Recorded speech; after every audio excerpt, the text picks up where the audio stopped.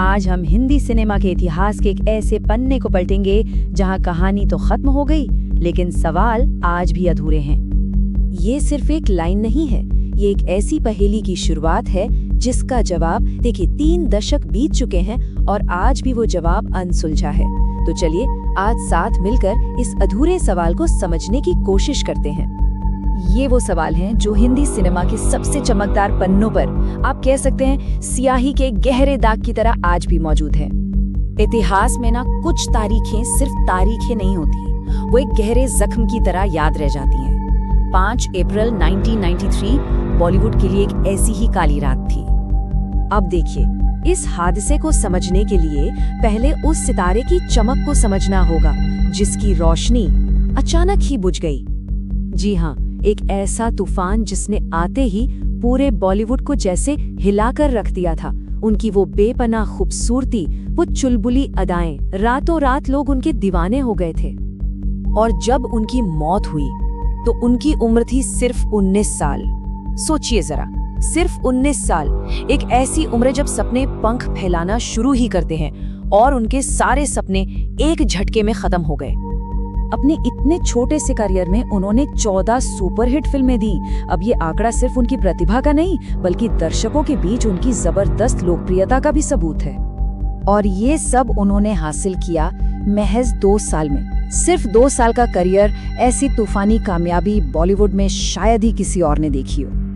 तो अब चलते हैं उस रात की तरफ जब सब कुछ बदल गया। उस रात के माहौल में ना एक अजीब सा ठहराव था, बिल्कुल वैसा ही जो किसी बड़े तूफान से पहले आता है। तो चलिए उस रात की पूरी तस्वीर को समझने की कोशिश करते हैं। जगह थी वर्सोवा का तुलसी अपार्टमेंट्स, 5वीं मंजिल। दिव्या अपने फ्लैट में थी, उनके साथ थी फैशन डिजाइनर नीता लूला और उनके पति। माहौल काफी खुशनुमा था, हंसी मजाक चल रहा था, मतलब सब कुछ बिल्कुल नॉर्मल लग रहा था। लेकिन फिर कुछ ऐसा हुआ जिसकी किसी ने कल्पना भी नहीं की थी। दिव्या अचानक रसोई की उस खिड़की की तरफ गई जिसमें कोई ग्रिल नहीं थी, और इसके ठीक बाद एक तेज चीख ने उस रात की खामोशी को हमेशा के लिए तोड़ दिया। और उस खिड़की के बाहर कोई बालकनी नहीं थी, कुछ नहीं, बस 50 फुट की एक खतरनाक गहराई। मतलब एक छोटी सी चूक भी जानलेवा साबित हो सकती थी। नीता और उनके पति जब तक कुछ समझ पाते तब तक बहुत देर हो चुकी थी। इसके बाद तो बस हड़बड़ी थी, चीख पुकार, उन्हें कूपर अस्पताल ले जाया गया और फिर मौत की पुष्टि हो गई। एक चमकता हुआ सितारा हमेशा के लिए टूट चुका था। पुलिस ने 5 साल तक जांच की और फिर फाइल बंद कर दी। लेकिन जो सवाल लोगों के जहन में उठ रहे थे वो कभी बंद नहीं हुए। जी, आधिकारिक तौर पर इसे एक एक्सीडेंट मान लिया गया, एक आकस्मिक मौत। लेकिन ये जवाब कभी किसी को पूरी तरह से संतुष्ट नहीं कर पाया। इस मामले में ना मुख्य रूप से 3 थ्योरीज सामने आई। पहली, आत्महत्या। क्या वो अपनी शादी से नाखुश थीं या करियर के दबाव में थीं? लेकिन सवाल ये है कि अगर ऐसा था तो उस रात घर पे मेहमान क्यों बुलाए गए थे?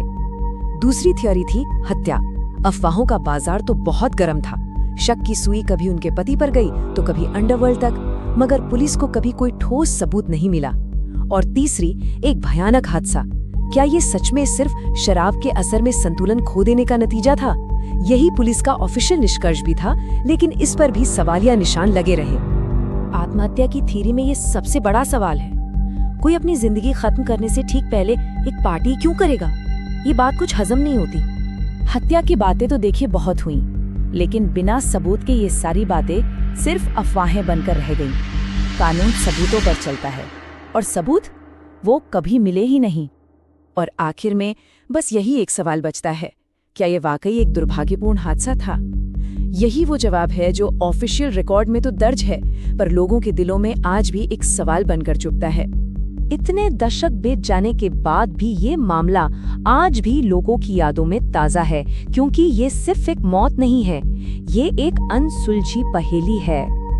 इस एक लाइन में ना तीनों संभावनाओं का पूरा वजन छिपा है। सच्चाई, मजबूरी या फिर साजिश। दिव्या भारती की कहानी इन तीनों के बीच ही कहीं उलझ कर रह गई है। और यही इस पूरी कहानी की सबसे बड़ी विडंबना है।